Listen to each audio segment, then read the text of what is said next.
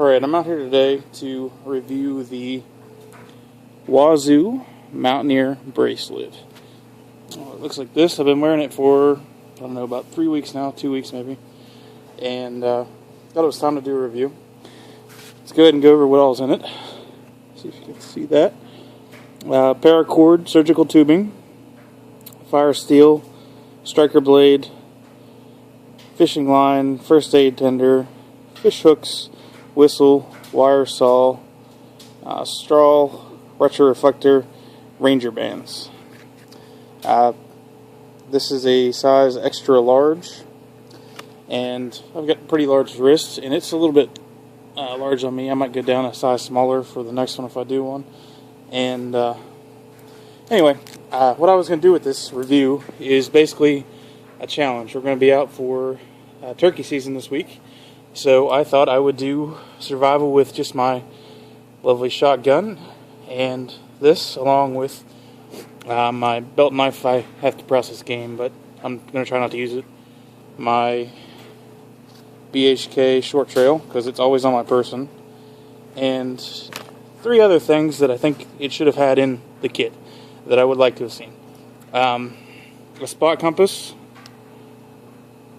which you can secure on something like that. I would like to have seen that on here just for navigation wise. A thing of aluminum foil. This is quite a large sheet. It's probably a foot long by 7 or 8 inches wide. So this is a good thing for boiling, anything to that effect. And a clear plastic bag. What I'm going to use this for is water collection, dew, things of that sort. You can also boil water in it and whatnot. I've got a couple videos up with using these. It's in my mini Altoids 10. But I think these would have fit perfect inside of here along that little tube. And might be something easy they could add for future generations of this type of survival tool. Another thing they might want to consider is a little bit of jute twine to go along with these first aid tenders they have in here. You put the first aid tender inside a small tender bundle made of jute twine, and you'll have yourself a good 45-second fire or so to get your flame going. I'm going to stop it right now, and be back in just a second. I'm going to start tearing this thing apart, and we can see what we have to play with this weekend. Alright, first thing we're going to do is remove these ranger bands. We have 3 of them. Number 1. Let's clear this log off real quick. Ranger band 1. The little striker for the ferro rod. First aid tender number 1. Right there. Get it off in a second. Ranger band number 2. Ranger band number 3. And underneath here you see the mirrored surface. On the top you have the retroreflector. And on the inside you have the ferrocerium rod, which does throw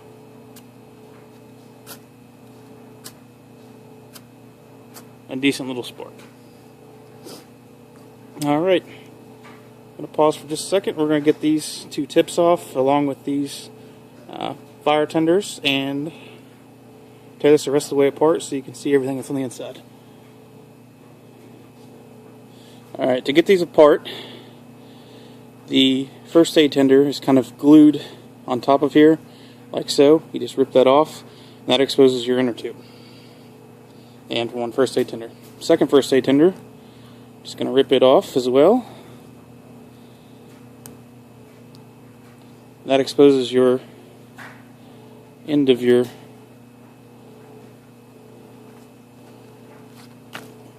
actual bracelet right there. So we'll get this off, start peeling it down for you, and I'll be right back. Alright, so 10 minutes later, I'm finally into this thing. The knot that was tensioning it up here is extremely tight. I had to pry on it and get a twig into the loop, and anyway, Very difficult, unless you want to cut it. I didn't want to cut it because I wanted to maintain as much cordage as possible. This is not a task you want to do when you're hypothermic. Let me tell you that much right now. It is a very tight weave, and it makes for a really great fit, but it's about 30 degrees right now, and it's a little bit of a chore to get it apart. I even busted out the directions to see if I was missing something wrong. It does tell you all the different uses you can use these things for, but it didn't have a direction on tearing it apart.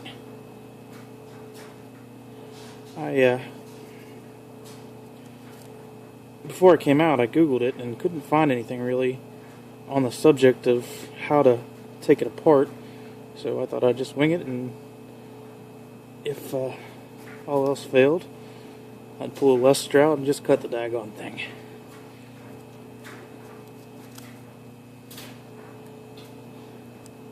Alright, further down we go, a little bit easier each time it gets. We're starting to expose that straw area. But now that you're into that area, all you gotta do is keep pulling on the center knot like that, and keep pulling. I'm gonna pause you again so I don't bore you with another 10-15 minutes of me fighting to tear this thing apart tonight, so I will be back as soon as I have all the different components apart. I'm gonna go over what we have to survive this weekend. Alright, we get it completely apart. Now let's do a quick accounting assessment of what all we have on our person. We have the boral coat as our cover element, along with hunting pants, Matterhorn boots, hats, and raincoat, poncho.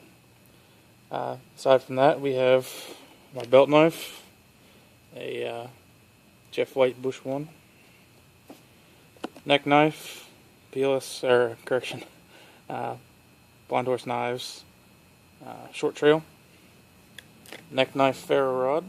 You see that in almost every video I do. This hunk of cordage we had in my boral coat. The 7 feet, and I think it's 3 inches is what I measured. 7 foot 3 inches of black paracord.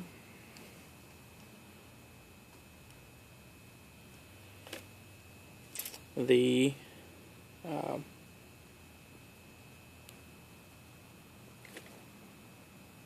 surgical tubing. It's a little bit smaller than most of the surgical tubing I have. Most of the surgical tubing has a much larger diameter hole that you could actually use as a straw. This one you might be able to use to blow an ember into flame. As far as drinking, you're just not going to be able to get much volume out of that. But we can make a slingshot, and we probably will make a slingshot out of that this weekend, see what we can do. The 2 items I brought that I was going to suggest to the company for water procurement to water purification, the aluminum foil and the paper bag, or the plastic bag, excuse me, are 2 little first aid tender fire starters, striker, the 3 Ranger bands, which we can use for fire extenders or securing something, the spot navigation item. It didn't have a needle in the center like I thought it was going to, so little saw. You've seen me do a couple reviews on these before, so this is probably what I use to try to process all of our firewood this weekend. And a mini fishing kit. It has fishing lines, fishing hooks, and things of that sort. One thing I wish it had in there, which it doesn't, is a couple of sinkers. That would have been great. Alright, so that's basically what we have. We're going to go through their list and tell you what they say we can use them for, and we'll test them for that. The Paracord, they don't obviously give you anything, but any suggestions for it, but I'll go ahead and show you this real quick and then I'll read it to you. But you can use Paracord for just about anything. take a picture of that and put it on the actual blog post too. You can use it for anything. The fire steel, which is inside here, they say it goes out at 5,500 Celsius for the sparks. Fishing line, there's 30 feet of it sealed within this little tube, along with 2 regular hooks. You use it for anything from trapping to fishing. Any kind of extra quarters you need, things of that sort. There's 2 fish hooks in there, like I said. Number 8 Eagle Claw, good for freshwater, seawater. The straw, basically, these 2 things can be cut at both ends and used as a straw, or you could use the surgical tubing for a straw. Basically, use those to suck in water from a puddle, or to use to blow your ember into a flame. Ranger bands, they can secure items, used for quick field repairs, or what I would probably use them for is a flame extender. The retro reflector, right there.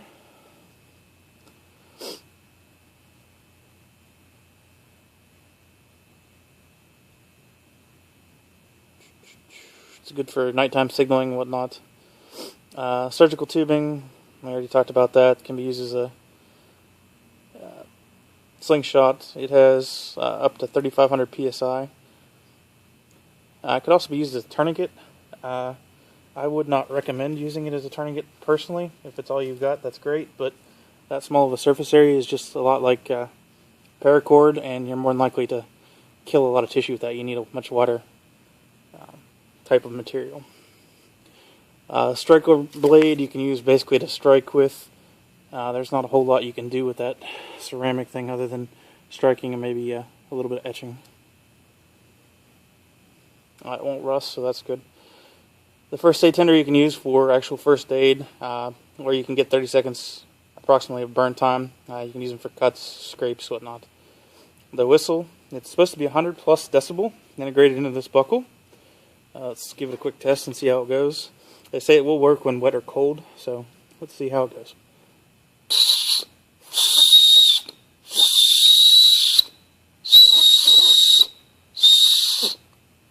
Okay, let's see if it works any better unbuckled.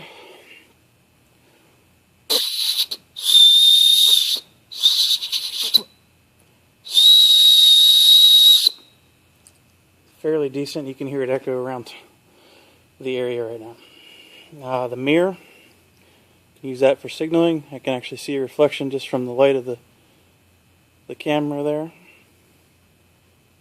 See if you can see the actual reflection there on the screen. Yeah. Okay. You could use that obviously for checking to see injuries, sewing yourself up, looking in different areas, try to signal, try to triangulate your position with the sun. Then we go into the wire saw. It is 17 inches working length. It's an 8 strand braided twist, stainless steel. Basically, you can make a bow saw with it like we did in other videos. Alright, so that's what we have for this week to survive with.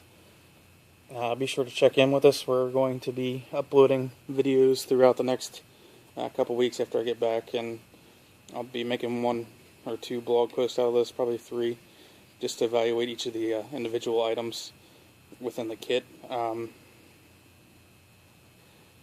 So be looking for those here in the next week or so, and I will be back shortly with another video.